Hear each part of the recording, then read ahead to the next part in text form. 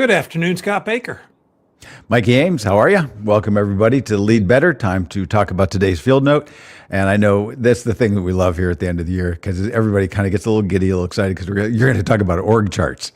And we're like, yeah, we are, because it's like what could be more fun than an org chart. It's just so natural between Christmas and New Year's for it to be org chart season. I know Walmart trades out all their Christmas decorations for that brief org chart moment, and then they bring out the totes after that for New Year's. But it is short, but it's today. And there's all your favorite org chart songs and everything. And so and there are org chart people. I don't think I've ever been too much of an org chart person, but in fact, I don't think our organization has an org chart, do we? I think there was a very flat one that I saw, like in my first week. I was digging around everywhere to try to find, okay, how does this actually work? And I mentioned to one of our partners that I saw the org chart, and they were like, "You saw what?"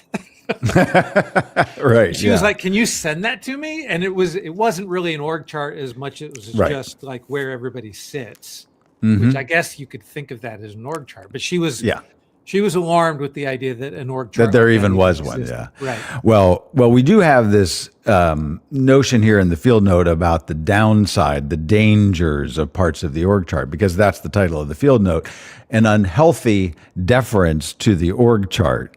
And but just setting up the frame and how we all look at it, I don't think that this is necessarily an argument against clarity, right? And so the danger you'll see is a very specific kind of danger.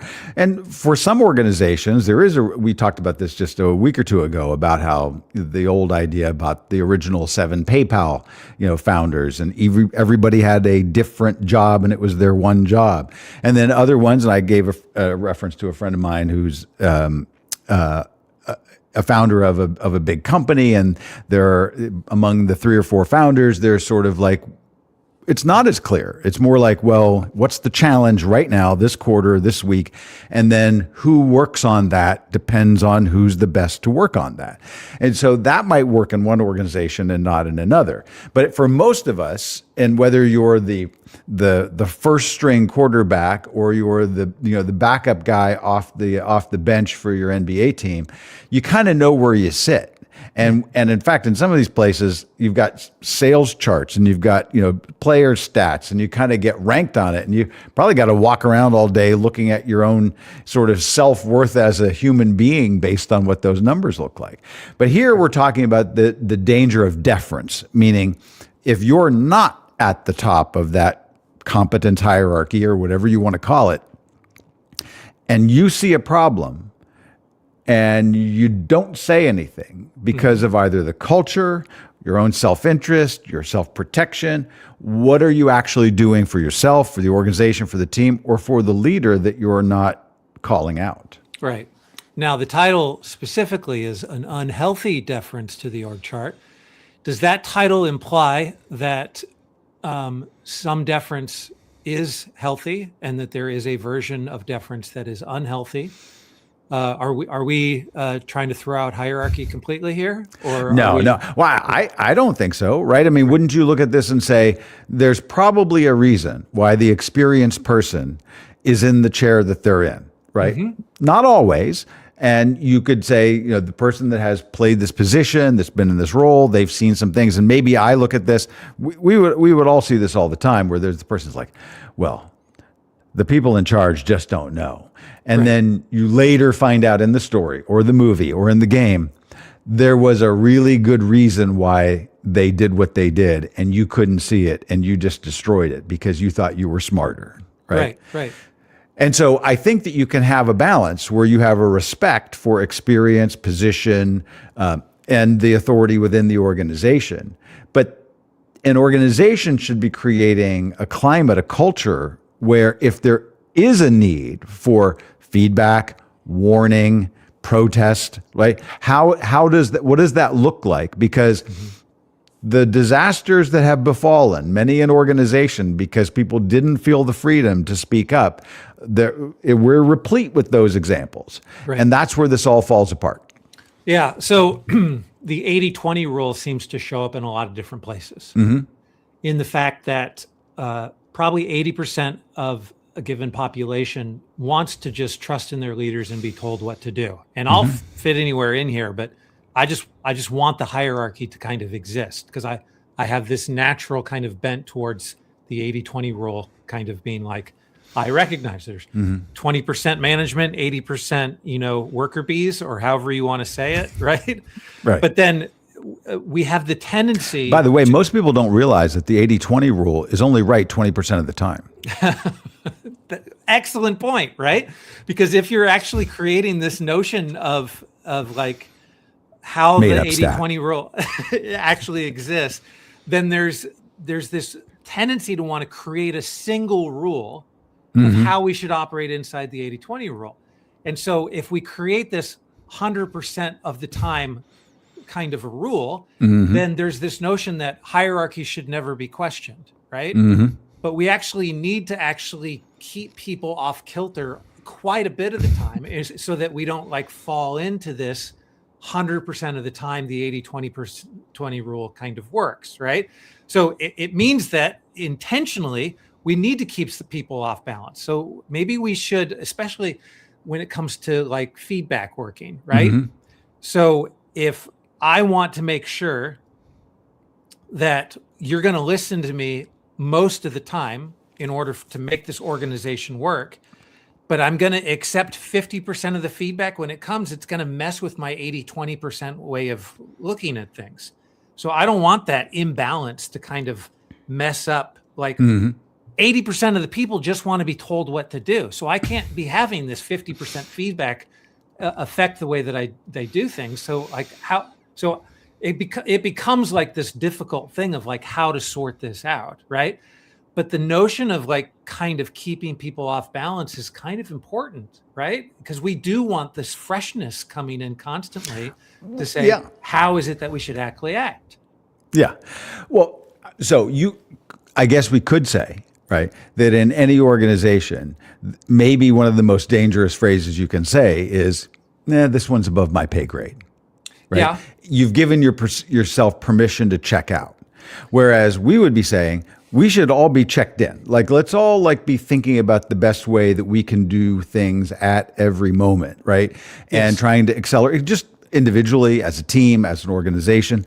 What did I hear? I've been doing too many football illustrations lately, but but I heard Tom Brady say the other day, he's like, the best teams, they never give up a point. Like they never take a extra point after a touchdown for granted, right? That every player playing to the full extent that they can on every play is the standard, right? So you say like, well, how does that look like how we operate in whatever team that we're in? So I think that this idea that leaders are above criticism or feedback, that can be damaging. Now, you don't want a free for all of just saying it's bitch and whine and moan and complain, right? That's a different thing. Right. The sort of cynical sort of gossip that would go on in an organization and dragging down, things, leadership decisions. That's a different matter. But the idea of saying, can you then, have a productive role? And I actually like the way the field note talks about this. It's actually pretty pointed for our field note kind of language, because it says, by remaining quiet and acting as a spectator to the unfolding debacle, right? The team member may support the leader, but lets the team and the organization down. And I would add, they're actually letting the leader down as well. Right. So that's a real rub when you see that the leadership might be not building consensus the way they should about an upcoming decision, and you actually don't feel like it's going to be money spent wisely, or it's the strategy is going to be a failure, right? So it's not necessarily that your idea wins out. It's instead that your ideas are communicated, right? Yeah. So the channel that's being created oftentimes thinks like how is it that the little voice can actually win the day versus the real thing that you're creating is how does the little voice get heard? Right. And that is, you're saying little voice. The field note says the upward voice, which is an interest, like little voice is helpful too here, but upward voice, the institutionalizing of the upward voice. That as an organization, we have a way for people to speak up the chain. Right. And so oftentimes that's done with something like a box that is anonymous. That's the proverbial idea that Michael from The Office would kind of set up a suggestion box in that way. But what that really is like, where is your feedback coming from? How is it delivered? Does it feel official? Does it feel important? Does it feel like it's actually being listened to? Right. All those things are important. If you look at your organization, you're like, I'm not getting any of that upward feedback, right? It's not actually. So my question becomes, is that feedback, can it come just from peers? Are we publicizing the idea that I, as the leader, am getting the feedback, but it's not coming from the bottom of the org chart? Because I want feedback that actually has real meaning to it, has a type of context to it that I'm not wasting time with. I'm sorry, but some of the feedback that would come from the bottom of the org chart just isn't important for me to listen to because you don't have the context of the kind of feedback that I actually need. Right. So skip level feedback maybe is not something that I should institute. Right? Yeah. And where, even the field note talks about it, doesn't explicitly say the box, but it's talking about if there are these anonymous feedback channels or pulse surveys or forums for dissent, and those things could be fine. I don't think you're going to find a lot of traction for most sort of top leaders where they're really paying attention. Maybe they should. Right. But I think it's going to have to come in conversation and the way the leader is engaged. And again, you as the leader may not be able to share all that you know with all of your people all of the time, even in transparent organizations. Right. And that's not necessarily terrible. Right. We've all seen disaster movies where the president might not need to say to everybody, okay. Right. Pretty much, 99% we're all going to die in the next 17 minutes, right? Okay, well, now maybe it doesn't matter at that point, right? It's like say your goodbyes, but you have to say, what's the way that I can chart something that gives us a pathway to hope and to success?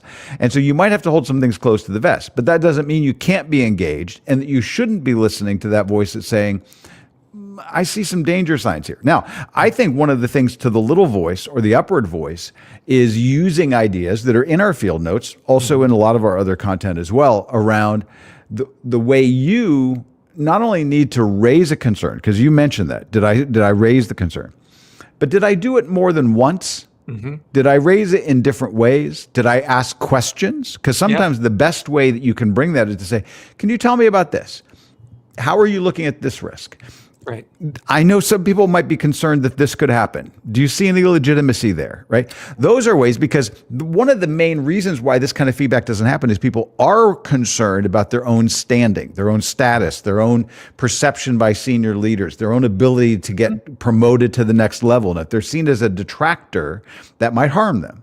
But you can actually work your own position to say, I can bring these concerns, but I can use different methodologies, different mediums even, to do that. And that might be even more effective than just saying, I'm really concerned about this new strategy. Yeah, it makes me wonder if I'm coming out of my top level office and I'm going to go walk the assembly floor. And my purpose for it is to meet everybody and actually get feedback from the bottom of the org chart whenever I can. If I make a practice of saying, I'm going to do this once a month, how many months before I start actually getting real feedback from people?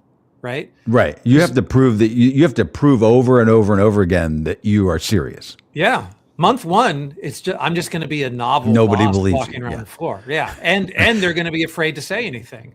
They're also going to be like, Mikey just went to some weird seminar. Right. Yeah. They're good. This isn't Mikey. That it's not just a tactic that I'm doing, right? So it might be 5 or 6 months in a row before people become comfortable and familiar enough with what I'm doing that they know that I mean it, right? They all actually recognize that I'm making real eye contact with them. It's going to take some time. And very much. 5 or 6 trips on the floor for me to be able to get it. So can you, whether you're walking the floor of the factory, whether you're engaging in these conversations, can you do what the field note says? Can you actually build it in that not raising concerns is actually a performance failure? Like that this is a way that we actually sort of assess the people in the organization. Yep. And if you're not raising concerns, you're actually not doing your job. Yeah, I love the idea of tying incentives to it, right? I don't know if you can tie punishments to it, but the idea of saying like, we actually need this feedback from you in order for you to like trigger your year-end bonus. Like it's that important for us. I think that's a fantastic thing to do. And what other cultural ways actually prove that it's important for those upward voices to have a channel? And notice what's underlined in the question at the very end of the field note. How courageous are the people on your team? Yeah. So the whole point of this is building something in your people that is a noble virtue. That's great. Yeah, it is. And how courageous I am at the bottom of the org chart to be able to speak up is partly my responsibility. But if I don't hear loud and plain from my boss higher up the chain that they actually want me to be courageous, I probably it's They'll be a hesitant. two-way responsibility. Yeah. So good. All right. Thanks very much for this. Appreciate the time. Thanks, Mikey. All right. Bye now.